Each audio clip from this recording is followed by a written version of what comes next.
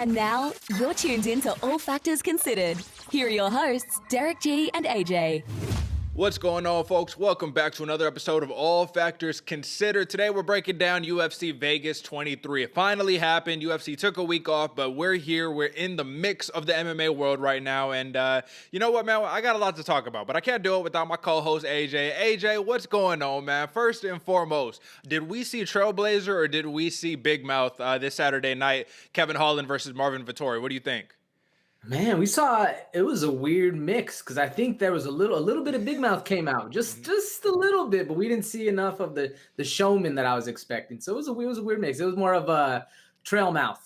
Trail mouth. There we go. See, I'll take it, man. Throw a little hybrid in there. But hey, folks, UFC Vegas 23. We had 2 knockouts, 3 submissions, 8 decisions, man. This one was a little bit on the slower side of things. It's okay, though. You can't have all knockouts, all finishes every single week. I will say that this was another chalky week. We only had 2 upsets in terms of the betting lines. And one of them is an individual in John Makdessi who got robbed out of a fight bonus, out of a fight of the night. AJ, man, and I want to talk to you about that really quickly.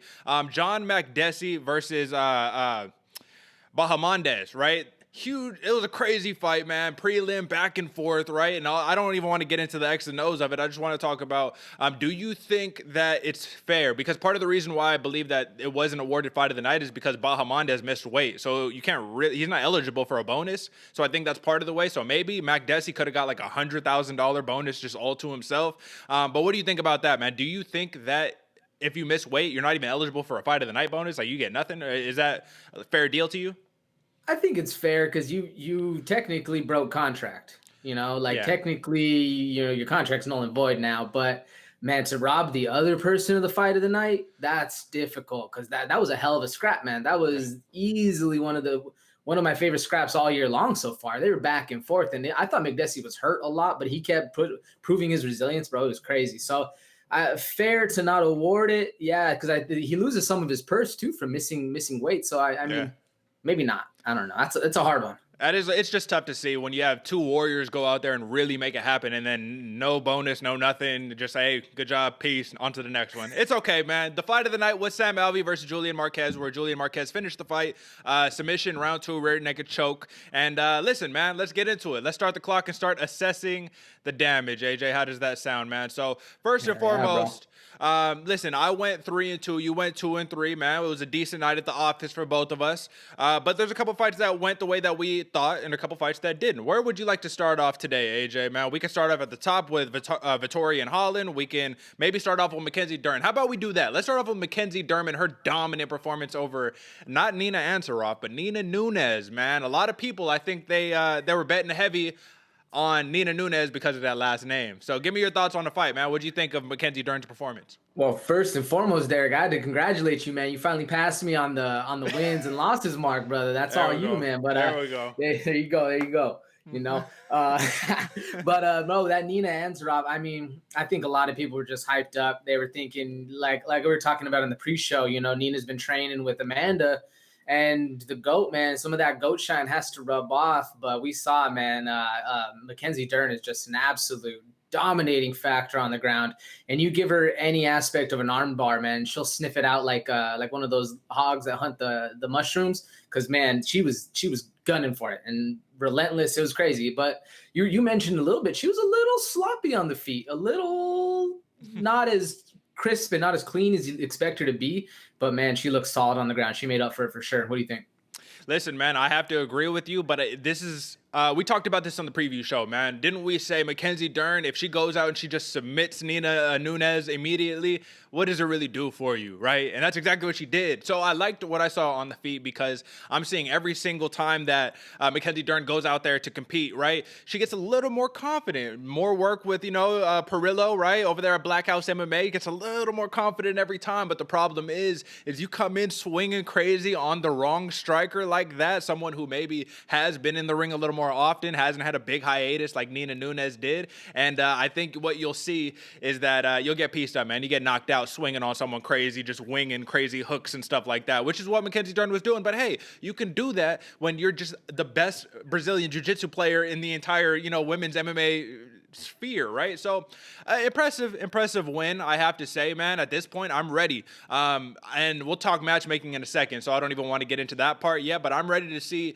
Mackenzie Dern really get challenged in these fights, man. I'm ready to see her really like fight somebody who's going to take her to the edge, who's going to really like force her to dig deep and get the win. Cause so far it seems like nobody can challenge her BJJ. And when she fought Nina Janjadova, it was basically just a striking contest, right? So interesting, man. Let's look at the Nina Nunes perspective, man. What do you think? This was the baby curse, right? The baby curse is alive and well, right? It is, man. It is. It's weird to say because they were both like, you would think Mama Bear would come out, and it's one of the things I was thinking too. You know, she has a lot more to fight for, and we even saw her with Platinum Papa. We'll talk about him in a bit. It seems like it didn't. Everybody wants that Donald Cerrone transformation. Once he turned into a dad, he started just murking people.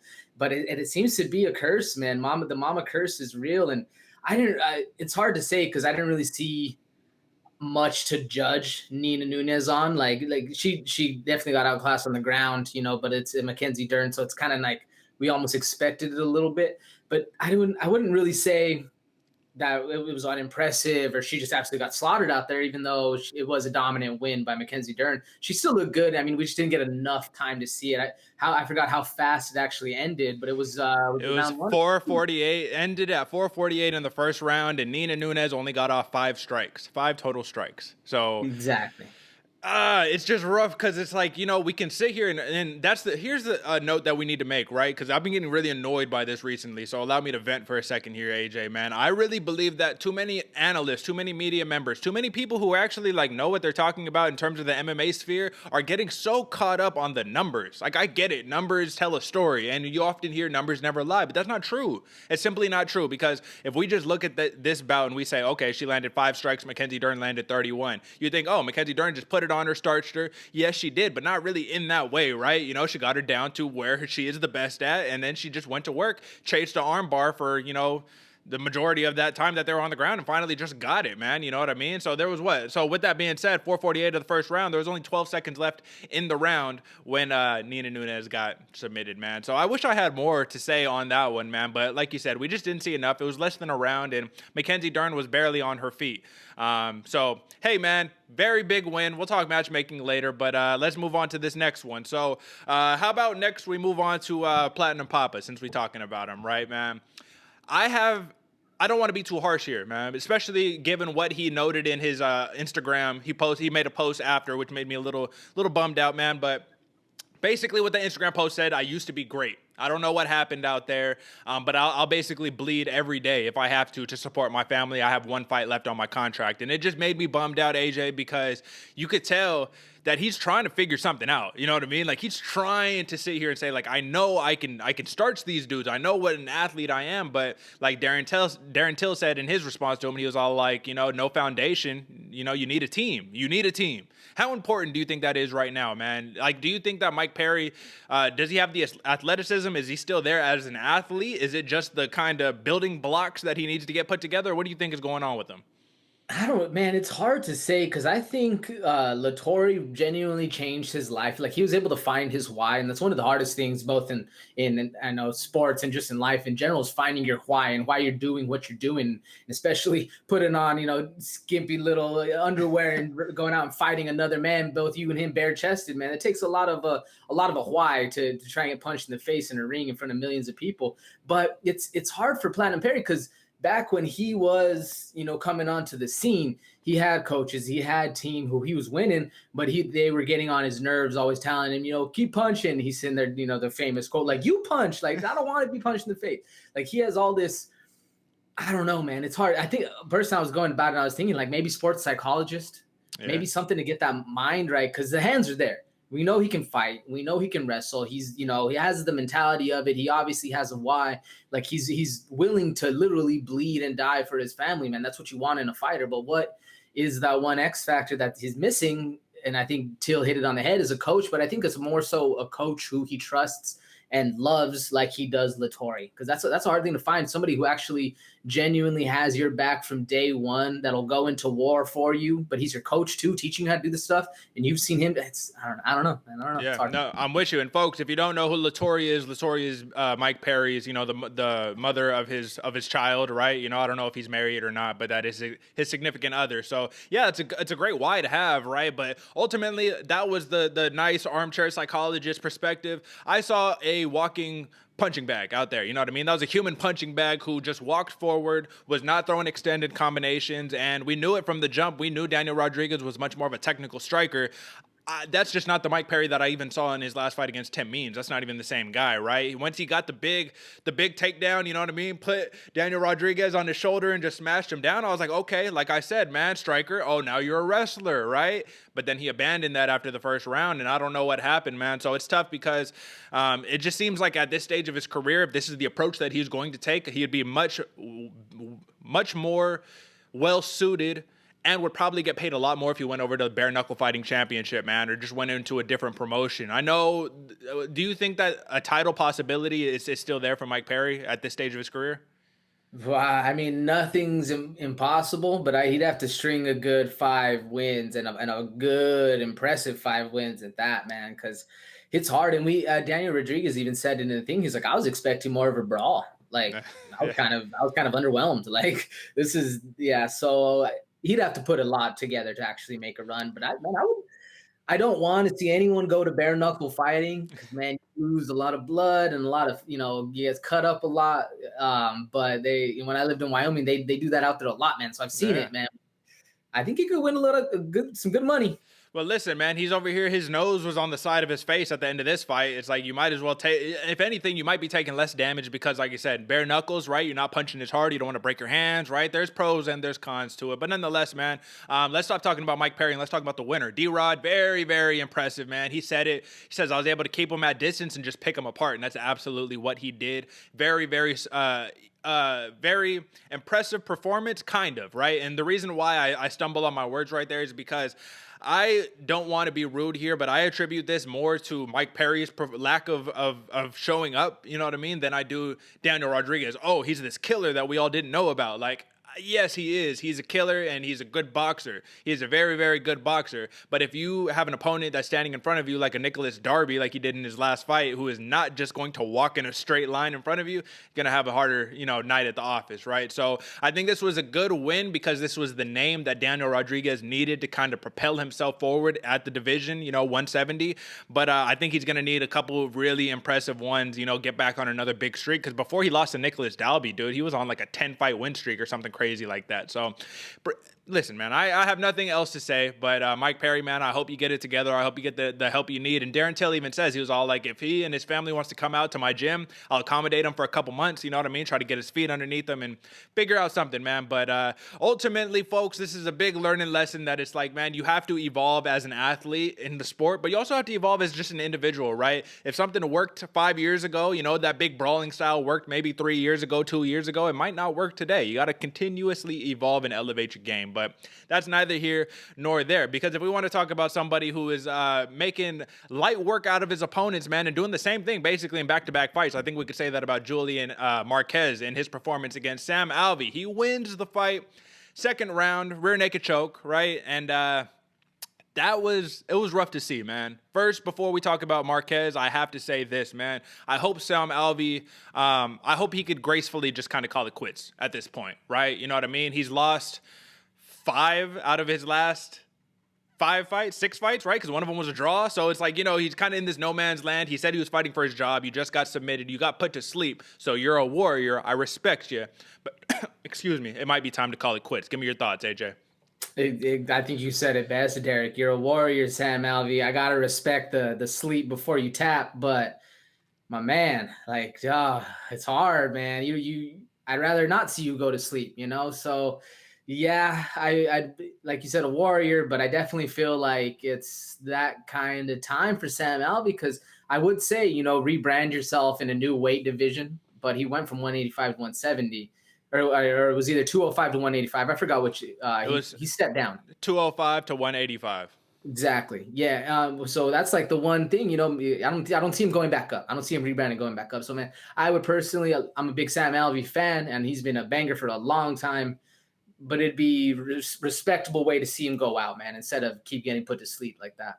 Yeah, I agree. And we can say that Julian Marquez, man, like I said, going back to the well, he notches back-to-back submission victories, and he also notches back-to-back performance bonuses, man. So this dude got seen a lot of money in these last couple months, you know what I'm saying? And I honestly believe that this was very impressive by Julian Marquez, but I also saw a couple things that worried me a little bit in Marquez, that he's looking to stand there and just bombs away, right? And while that's like cool and that worked against Alvey, a couple of inches were the difference. A couple of inches would have made a complete difference, and we would be talking about Sam Alvey knocking out Julian Marquez. There was something that Marquez got hit with that just took his legs out from underneath him, man. It was so weird because it looked like nothing had happened, and next thing you know, this dude's just hurt, just like, oh. And then the round ended, so it's like Saved by the Bell, kind of, right? But let me just ask you before we talk about Julian Marquez, what would happen if Sam Alvey would have won by knockout? How impressed would we have been? How big of a win would that have been at this stage of his career? A dude who has damn near 50 fights in his MMA career. When Sam Alvey hurt Julian Marquez, man, it had to have been was it the first? Yeah, it had to have been the first because he finished him in the second. But man, I was screaming because I didn't see it at all. Sam Alvey was doing that Tyron Woodley thing where you just let Marquez walk you down and he's gonna try to just blitz on you. But when he hurt him, and like I can't remember what he hit him with, but bro, that was something I didn't see coming at all. I thought Julian Marquez was going to control the fight from watching. I thought he was going to control the fight and just put a pace on him. But when he hurt him, man, I was shouting, I was screaming. I thought this was the rise of Sam Alvey. But man, it would have been very impressive. I think it would have rose his stock a lot, especially with what Julian Marquez did to Maki Pitolo, coconut bombs in the last one. Man, it would have been a good win for him. And then Marquez comes out and he says, all right, what's up, Kansas City Chiefs? Who wants it in a pickleball match? You know what I'm saying? Like, hey, dude's a savage. But, hey, I wanted to ask you about this. What did you think? Is it not a striker's, like a dream scenario to have your opponent just back against the cage the entire time, just kind of waiting for you? Because what the commentary team was saying is that, like, why Sam Alvey or Tyron Woodley would do that is because it's the straight line of attack, right? You know that your back is up against the wall, so all you have to do is go forward and you're right there. You can gauge out your timing and your distance, right? You could do range management kind of very well when your back is against the cage because it's that indicator, right? But if you're a striker, your opponent is barely moving. The only place you can move is your head, left or right, like that. Everywhere else, you're standing right in front of me. What do you just think about that approach just in MMA? It worked for Tyron Woodley until it didn't. It did not work for Sam Alvey this time around, man. When can it work? One of the biggest things that always teach me in striking, man, is if like a boulder's coming at you down a hill, you just get out of the way instead of I try to outrun it, you know? Yeah. And then when Sam Alvey just literally letting the boulder come at him, he's like, I'm going to attack it. Nice. It seems like the worst kind of situation because you're playing with a game of inches at that. And they were talking about in the broadcast how this is literally like the margin for error is so small that an inch one way or another, you're knocked out and you're going to sleep. Yeah. So like I would rather not play that game and I'd rather step to the side and like control the distance. And because when you're attacking and your opponent's back's on the fence, you're right. They only have one option to go. They have to attack you.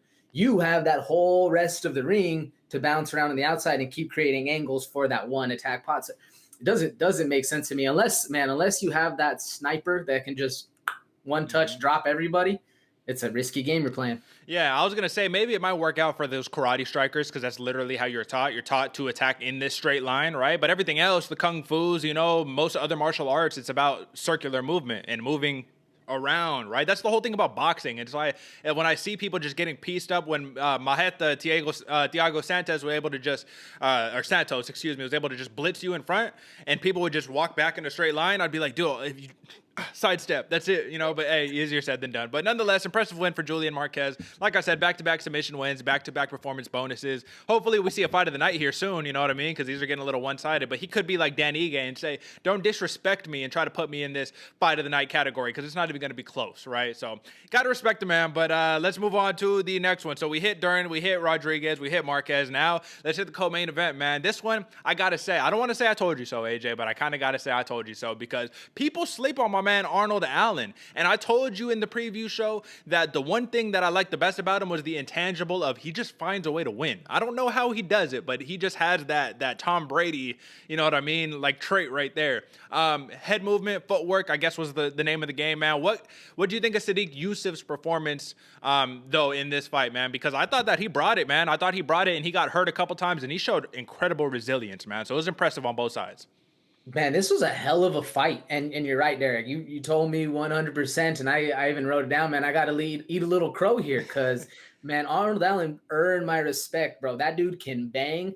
And his movement is one of the best in the division because he's fast, like in and out, that lateral movement that we were just talking about that you need, that in and out from side to side, bro. He is quick, and his head movement too is man, very impressive. But you're right, Yusuff brought it. Like if Allen didn't hurt Yusuff twice, it's easily could have been a split decision one way or the other. Like it was a hell of a fight, and I wrote down 5 times out of 10, if these guys fought 10 times, each of them would win 5. Yeah. Like it was just that night, it's just Allen's night. Sometimes that's how it is, man. You can beat this dude up 9 times out of 10 in the gym, but sometimes every dog has their day, and that's how it goes, man. But no, it was a very impressive fight. Yeah, I agree, man. And just looking at some of the numbers, this is one of those things where, once again, numbers do not tell the story. Because if we just look at numbers, if I didn't watch the fight and I went and I looked on ESPN right now, I see total strikes. Sodiq Yusuff outstrikes Arnold Allen 79-26. Right? You just look at that and you say like, oh, okay, Yusuff won the fight. But not quite, right? Because it was not, sometimes it's not about how many strikes you land, but how hard are the strikes you land, right? Because Arnold Allen rocked Yusuff with, I think it was a nice left head kick, right? Had Yusuff on stanky leg, just like, oh God. And Arnold Allen even admitted in the post-fight presser, he was all like, yeah, man, I was pretty fatigued in the third round because I went and I chased the finish twice. I heard him in the first round and in the second round. I chased the finish, got a little tired. And it happens, right? It's just kind of the name of the game. Also, Arnold Allen, his style is a little more energy intensive, right? It's not very efficient. So what do you think about that?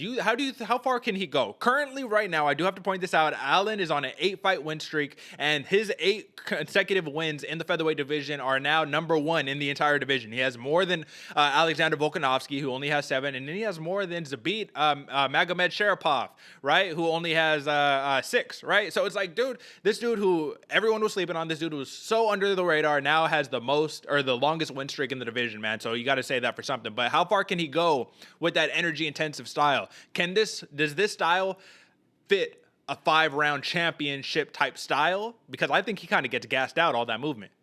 That was the one note I had, is he did get tired as the fight went on, and that's what made Yusuff kind of have a chance to come back in the fight.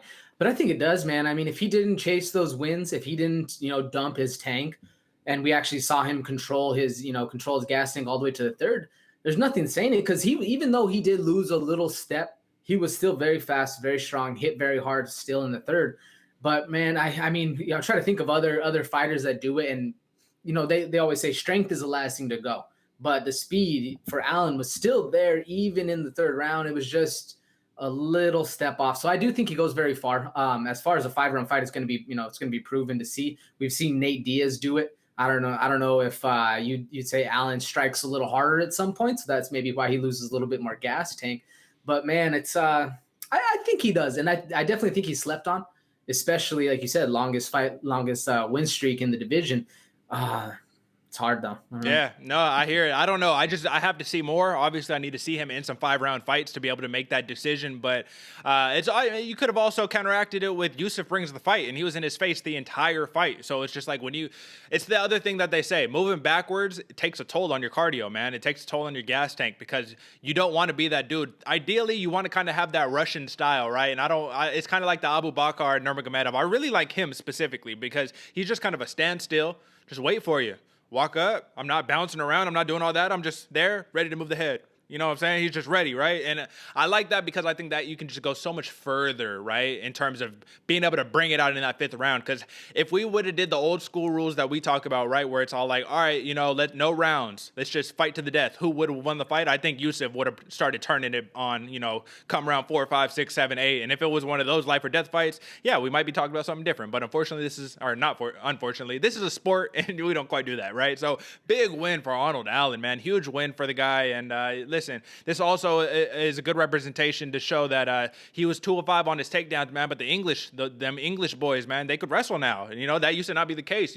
People used to think, oh, if you're not from America, if you're not from Russia, these places, you can't wrestle. But nah, listen, man, MMA is now truly this like global sport. So, hey, man, now you know what time it is, man. It's time to recap this main event. I'll try to put it off as long as I could, AJ, man, because I got a lot to say here. And it might not all be positive, all right? So first and foremost, let me go on a rant, AJ. Marvin Vettori, the Italian dream, big talker, big incredible Hulk, Ion Cutelaba looking, you know what I'm saying? This dude comes in, he talks a gang of mess saying, oh, let's see how long Kevin Holland can last, right? This dude, he's barely a middleweight. I'm going to smash a hole in his face. I'm going to knock him out. I'm going to submit him. I'm going to do all of these different things. Now, did he say these things verbatim? Maybe yes, maybe no. That's neither here nor there. The point is such, if we're going by what I just talked about last week when I said, hey, we should have this system in place where we could say, I'm number 10, you're number 6. I want your 6th spot. What are you going to do? You're going to have to fend me off somehow, some way. You got to do something a little more impressive in terms of a victory against a dude who you're such a large favorite against, right? And the reason why I say this is because if I'm the commissioner right here, I say, Marvin Vettori, you lose your 6th spot. Now you actually somehow, even though you won, even though you took Kevin Holland down 11 times, who doesn't know how to stuff a takedown to save his life, you lose. You go backwards in the rankings, dude, because you're supposed to smash a hole in this dude's face. And listen, I think that, AJ, man, I don't want to be rude here, but I think that ABC, they should have turned it into a mature-only rating because that was a hump fest, dude. I thought I was watching porno or something, man. Like, this was a hump fest all the way. All this dude was doing was saying, oh, you piecing me up on the feet? I'm going to take you back down, and I'm just going to, you know what I'm saying? Hump fest all day. Kevin Holland said it himself after the loss. He took the loss like a man, but he did say, hey, man, I'm going to have to go find me some good sex partners so I could, you know what I mean, stave off that hump fest next time. Nonetheless, rant over. Now we can go back to being logical, and we can go back to, you know what I mean, looking at this fight as an MMA analyst or whatnot. Marvin Vettori absolutely dominated Kevin Holland with the takedowns, man. But on the feet, once again, second fight in a row, Kevin Holland won the fight on the feet. If we're looking at the strikes, AJ, does this surprise you? Total strikes, 152 for Vettori, 138 for Holland, 37 significant strikes for Holland, 24 for Vettori. And listen, man, 50-44 across the board. Give me some thoughts on the fight, man. Yeah, 50-44 across the board. It was, I don't think Holland ever had a round where I would say he won, especially with all the takedowns. But like you said, it wasn't that impressive, even though a win is a win is a win. It wasn't an impressive win, especially being that the one that Kevin Holland just fought. I just blanked his name. Derek Brunson just took down Kevin Holland even more times than you did. Like, if you were going to make it impressive, I forgot if it was 18 times or whatever Brunson took him down, man, make it 20. Like, you gotta outpace the last guy that just beat him if you're going to do it. And if you're not going to finish him, you got to do it in impressive fashion. You got to put a statement on the win regardless, especially when you're talking shit the whole lead up saying, no, I'm not going to fight him like Derek Brunson. I'm not going to hold him down. I'm going to put a hole in his face, blah, blah, blah, all that shit talk. And then you do exactly what the media said you were going to do, and you hold him down and hump his leg. Yeah, it's a win is a win is a win. Yeah, 100%. I agree. But did it rise Marvin Vettori's stock in the fandom? Doubt it. Yeah. And Cooper, maybe, but I don't know. If he moves up the rankings, then these UFC rankings mean nothing to me at this point, because you fought a dude 4 spots behind you and you're going to move up and you didn't even thoroughly convincingly finish the man. You know what I mean? This dude, you gave him a little boo-boo on his eye. All right. You know what I mean? Dude you dropped a nice elbow in. Cool. But his control time out of 15 minutes was 11 minutes, dude. You were on top of him, humping him for 11 minutes of the 15. Come on, man. Listen, no disrespect, because then you could argue, oh, well, when Khabib does it, nobody gets mad. Khabib smashes holes in people's faces. You know what I mean? This dude dominates the people to where they don't want to fight anymore. Kevin Holland is bro, I'm going to get up. I'm going to keep getting up. You're going to have to keep bringing me back down. And he even went to say, he was all oh, he whispered in his ear, not really whisper, but during the fight, he was oh, what's up? I thought you were so much better than me, man. Why you keep trying to take it to the ground? And obviously that's just somebody who doesn't know what they're doing on the ground, trying to say, give me a shot to win. But nonetheless, man, it was a fight. That's all I can really say about this, man. It was a fight, and Vettori did his job. But I can't say anything other than that, man. I can't say that this was impressive. I can't say that this rose his stock. I can't say that he even gains any more fans. If anything, he probably loses fans doing this. But I know there are some people who are going to be happy that he shut up the big mouth, though he didn't really. But you have any other thoughts on this one, man? Because like I said, I mean, I don't know if he lost any more. I don't know if Vettori lost any more fans, but he definitely solidified who he is as a fighter. To me, he did exactly that. He did his job. He put it to him. he stalled a little bit more than you would like to see. You know, this isn't a wrestling match. We don't want to see people stalling and not scoring points. But at the end of the day, a win is a win is a win. And it's like GSP was saying, man, it's not up to me when I'm dominating the fight to make the risky move. It's up to you. Like you got to get up off your back. You got to do that, or else I'm just going to hold you down and hump you. I agree with you. The counter argument to that the counter argument to that is that, listen, man, you were a huge favorite and you couldn't finish a dude who was supposed to be nowhere near your skill set. You know what I mean? He was supposed to be trash and you're supposed to be a top level dude, right? So that just wasn't indicative of a top level dude. That performance wasn't, in my opinion. And listen, man, Vettori has now run 5 in a row. He has the longest win streak in the middleweight division, now having on his hit list Kevin Holland, Jack Hermanson, Carl Roberson, Andrew Sanchez, and Cesar Faeda. All on his hit list since losing to Israel Adesanya in 2018, man. So that's listen, man, that was assessing the damage. Now let's get into some matchmaking here, man, so I could, put me in a little bit of a better mood. You know what I'm saying? So keep it pushing, man. Marvin Vettori, let's start off on the top. Who does this dude fight? There's only 2 logical answers in this one, man. So I'll start off on the first one. Derek Brunson, right? Humpfest. What are we talking about? Yeah, I mean, Derek Brunson, man, that's who I had. Or I mean, if he has an amazing manager, the winner of Whitaker Gaslam, but I think the winner of that is going to fight Izzy. Personally, I'd like to see Marvin Vettori saying that he gave Izzy the hardest fight, and I think that's completely wrong. I think Kelvin Gaslam gave Izzy his hardest fight so far. So I would like to see that fight. And if he doesn't fight Derek Brunson, I'd like to see him fight Whitaker, somebody who's going to stop the wrestling. We need to see what this dude does on his feet. So. I'd like to see Paulo Costa.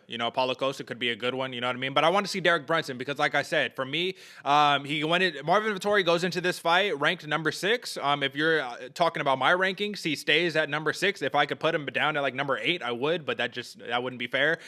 So you get no change, man. I'm sorry, not in my book. You know what I mean? And once again, I hope he doesn't in the UFCs either because Mackenzie Dern, she just I think after she beat Janjito, she didn't even move anywhere. I mean, she stayed in her spot, right? So the UFC has done it. There is a precedent there. So yeah, Paulo Costa or Derek Brunson. Derek Brunson's on a 4-fight win streak. Paulo Costa's on a losing streak. So Brunson probably would be the better fight in and of itself. And let's see, man, if you're this big striker who can knock people, I just say this, man, if he would have fought Darren Till, I think Darren Till would have smoked him. You know what I mean? So it's like, that's the type of thing that I'm saying here.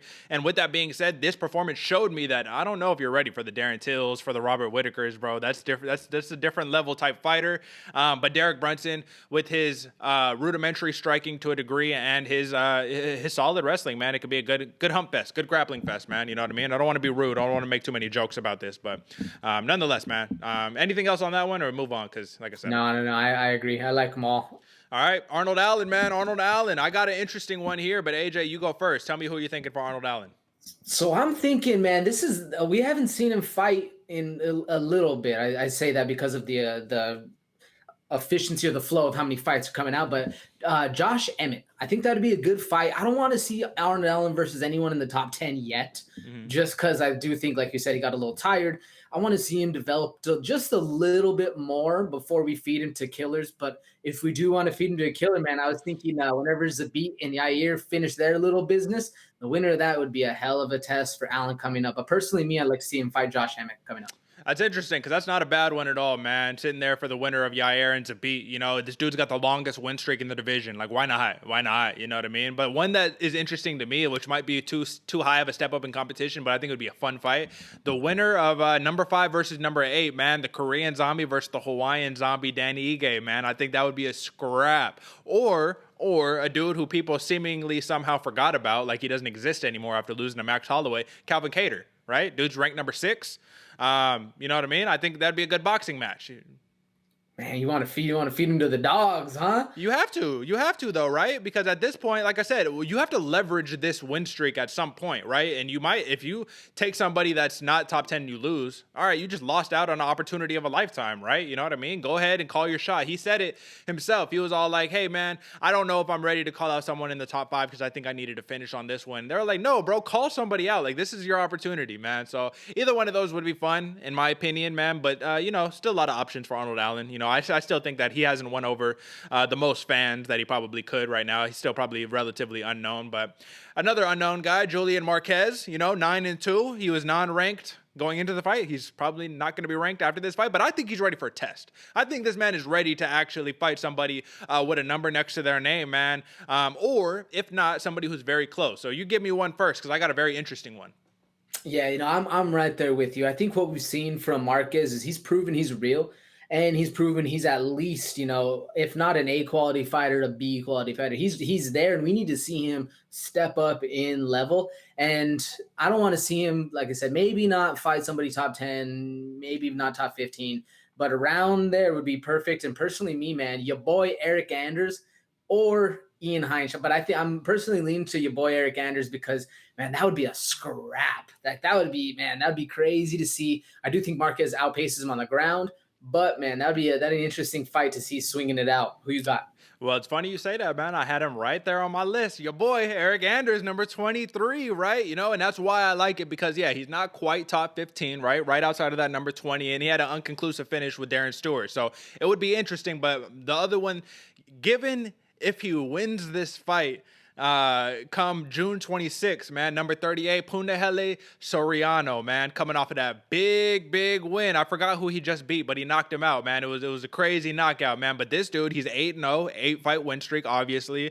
I think it'd be interesting to see, man. You know what I mean? Not quite as far of a step up in competition, but Sam Alvey, when you looked at the worldwide rankings, man, he was way down there. So this one didn't do much, but it was a good name. It's kind of like the Mike Perry win for Daniel Rodriguez. Like, it doesn't really do much, but it's cool because people know who Mike Perry is. So now they're going to be like, oh, this dude beat Mike Perry, or vice versa. Oh, this dude beat Sam Alvey. Oh, interesting. But like I said, Sam Alvey hasn't been winning too much recently. So nonetheless, man, this one's going to be interesting, man. Or actually, before we do this one, let's just knock out the D-Rod one, man. The D-Rod one is very difficult because he was ranked around 38, you know what I mean, going into this fight. I'm thinking he jumps up 10 spots after beating Mike Perry. Now he's around 28. And one for me that I think would just be cool because Mike Perry just fought the dude. I like to see how he fares is Tim Means, right? Ranked number 25.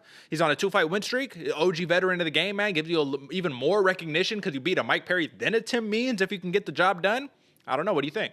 If he could beat a Dirty Bird, man, that would be a hell of a win for him. I agree. I like that. And mine's kind of around the same mindset personally. I was either thinking Michel Pereira, just because we haven't seen him. He's scrappy, explosive, or who I was preferring a little more, D-Rod versus Nico Price. Oh, yeah. That's a scrap, bro. That's a banger. That's a banger right there, man. I really like that one. Or even I was thinking number 24, Warley Alves, man. This dude's coming off that huge knockout win against that dude coming out of, I think he's coming out of Africa or something like that, man. Dude's a savage. But nonetheless, man, yeah, right on. And then lastly, Mackenzie Dern, I guess this is the last one. And this is, I already know who I'm going to say, so give me one, AJ, because I'm ready to feed her to the wolves. So what do you think?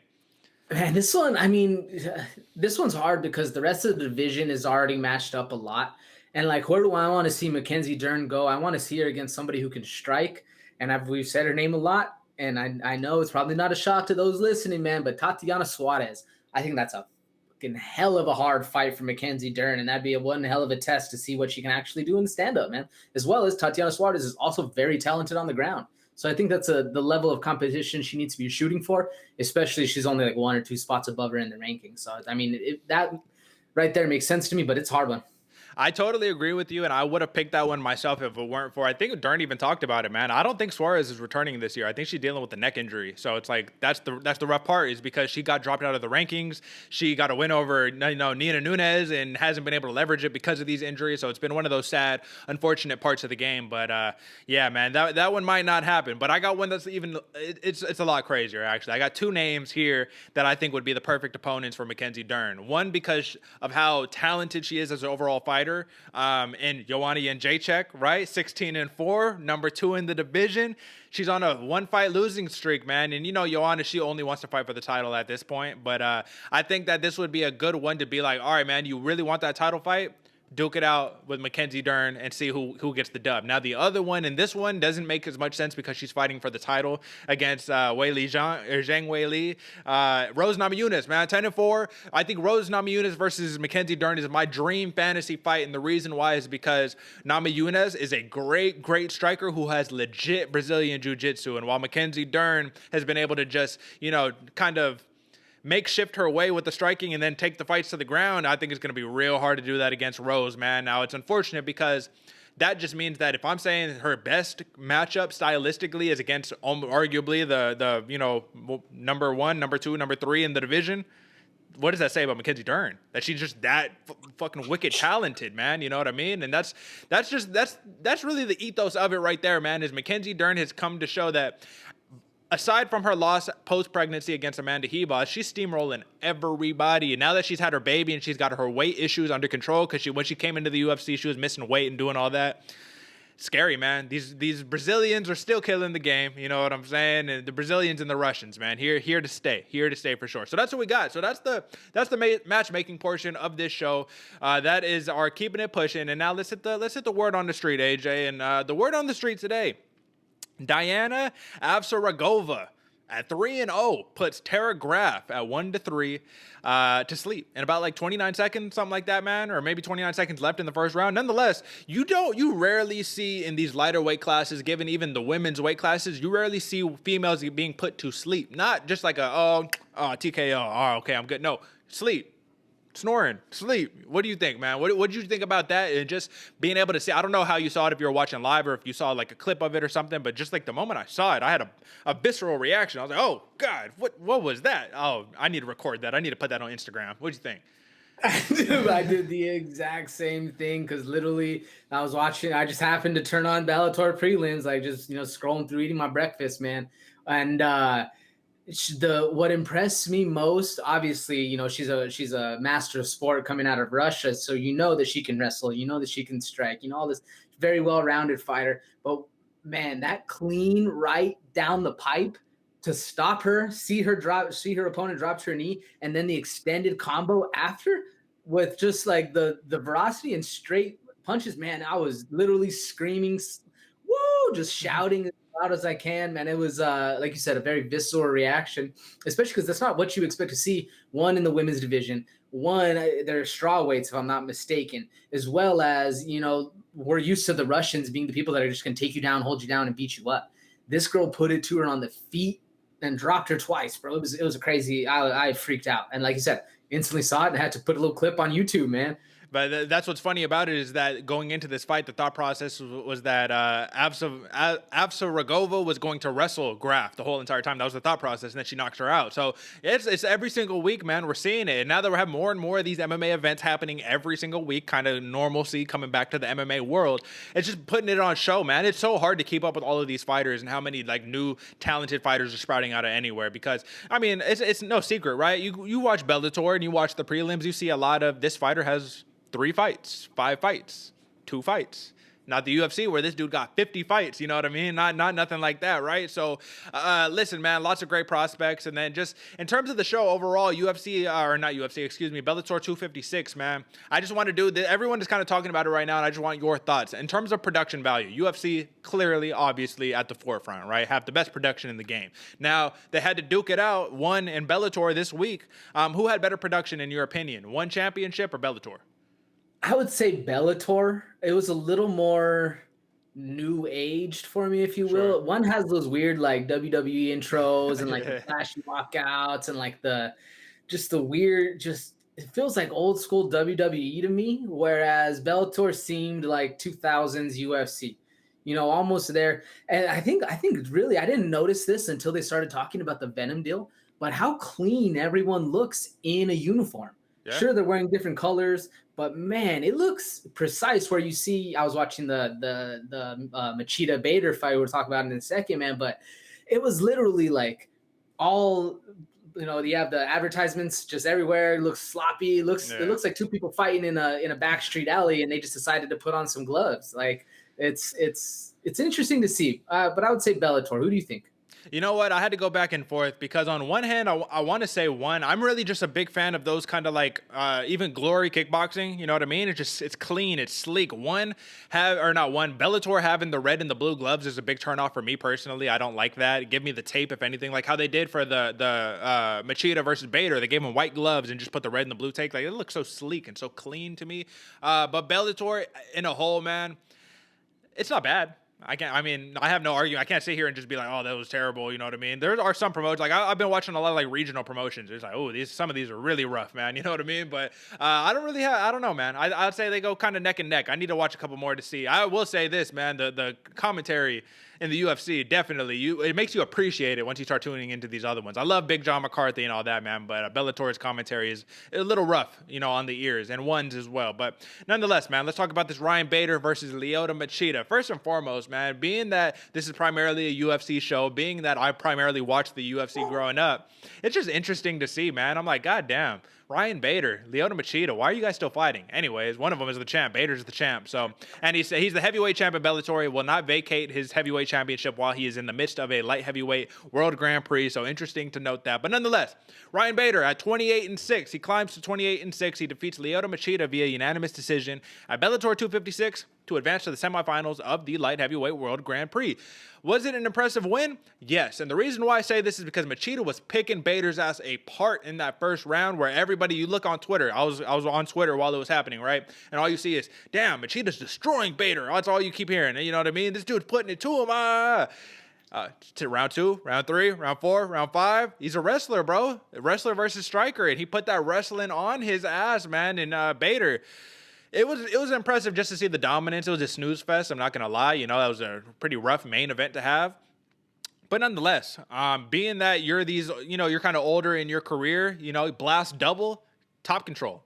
That's all you got to do, right? You know what I mean? What was your takeaways from this fight? Do you think that if this is the pinnacle, if this is the top of the heap that they have to offer at the light heavyweight, division, more or less, right? Just what does that say about the state of Bellator right now? I mean, it's kind of says what I said about Bellator before, that it's in the 2000s era of UFC, because they have 2000s era fighters as their pinnacle. I mean, it ironically leads hand in hand. But to me in the fight, man, Machida did what Machida does, had that karate, in and out, a lot slower than he used to be when he was in his prime. But obviously that's the case, getting older. And Bader did what Bader does, man. He's a wrestler. He's going to take you down. He's going to hold you down. And it's extremely frustrating, like we were saying before, to be that striker, to be that karate guy, in and out, blitz mode. And all they do is the second you blitz in, they shoot a double, take you down, hold you down, beat you up. It's like, fuck, man. Just so goddamn frustrating. But it's Bader. That. I mean, we weren't expecting him anything else different. So I think ultimately, at the end of the day, they did what we expected. It was a snooze fest. But a win is a win is a win, and I wouldn't expect it any other way. Another one of these, it was a fight, right? You know what I mean? And Bader got the dub. And listen, hey, he avenged his loss, man. He got knocked out by Lyoto Machida like 9 years ago, right? So, hey, man, good for you. Good for you, Ryan Bader. And he will be facing next. Give me a sec here because this is a tough name. Doltzan Shamuradov, right? That's who he's facing next in the light heavyweight world Grand Prix. Apologies, folks. Like I said, rough name to get off. Now, we got under a minute left, AJ, and I just want to share one last piece of news with you, man. And I just want to know how many years would this man go to jail for absolutely murdering his opponent? When Henry Cejudo is speculating a potential fight with Floyd Mayweather. Now, I'm not talking about boxing because, they're going to manipulate the rules to where Floyd can have the advantage because that's what they do so they can make this money. But in a real fight, Henry Cejudo, an Olympic gold medalist in terms of wrestling in the United States, a mixed martial arts champion. He's defeated arguably the greatest flyweight of all time. How many years does he go to jail for murdering Floyd Mayweather in an actual fight? I mean, I definitely think he would murder him for sure. Like, they'd probably give him 2. Give him 2. Something little guy. Little guy versus little guy. It wasn't that devastating. What about you? Do you think? Listen, man, I think you get 25 to life, man. I think he does something despicable to that man because I just have to say, don't get me wrong, Floyd Mayweather, the greatest defensive boxer of all time. You know what I mean? This is one of the greatest boxers, just period, of any generation that we've seen to this day, in my opinion, personally. But I'm not fooled and I'm not deceived. And folks, I know we're out of time here, so I'll conclude with this thought. I'm not fooled. I'm not deceived. Now that I've spent most time that I ever have in my life just entrenched in the world of mixed martial arts and combat sports in general, I respect boxing to its absolute. I respect wrestling to its absolute. Karate, judo, you know what I mean? Nikita Kai, all these different arts. I respect them to their absolute. But you put up somebody who is really, really talented with these and does not know what they're doing with the rest of their limbs. it's different than challenging a dude who's like a Muay Thai specialist. It's the art of 8 limbs, right? You know what I mean? You use all of them. You saw Mighty Mouse get kneed in his face while he's on the ground against a dude, and he clearly did not see it coming, because if he did, he wouldn't have tried to sit up, you know what I mean, in that position that he was at on the ground. So nonetheless, man, I really respect Floyd Mayweather and Henry Cejudo and everybody who steps in the ring, you know what I mean, because those are really warrior individuals in our culture and in our society. But nonetheless, all Henry Cejudo has to do is maybe eat 1-2, shoot in for a single, shoot in for the double, and smash your face in, or submit you, break your arm, break your leg, tear your kneecaps. It does not matter. Do you agree with me, or do you got anything else on that? Oh, I think he could even just hump him for 5 rounds. You know what I'm saying? Like, literally, if it's an MMA fight, it's 2 versus 8. You know what I'm saying? Nobody likes those odds. Yeah, you only got 2 hands versus 8 limbs. It's a hard fight, man. It's a hard fight, man. So, folks, that's it for the recap for UFC Vegas 23. But do not be surprised to see some more fireworks in the next couple of weeks, because let me just say, we got a big fight lined up next week. Robert Whittaker versus Kelvin Gastelum taking place UFC Vegas 24, and that's right before AJ on the April 24th of this month. We got UFC 261, man. So that'll be a big one. And don't forget, I have to put this out. I got to look to the right because that's where my information is at. May 1st. We get a fight night. We get finally it got moved over, but Dominic Reyes versus Yuri Prochka, right? That's going to be a banger. We got a lot of good fights on the horizon, folks. So tune into those, man. But you know what you need to do. Hit like, hit subscribe, hit the little notification bell. And at the end of the day, go to www.allfactorsconsidered.com for all the information you need, man. AJ, am I right? That's the hub for everything. You go there. You don't even got to go to YouTube. You don't got to go to Twitter or Instagram, because it's all there. Am I right? That's right, man. It's the hub. Literally 1 click away to wherever you prefer it, man. I love it. Exactly. So, folks, that's it for us. Until next time, peace.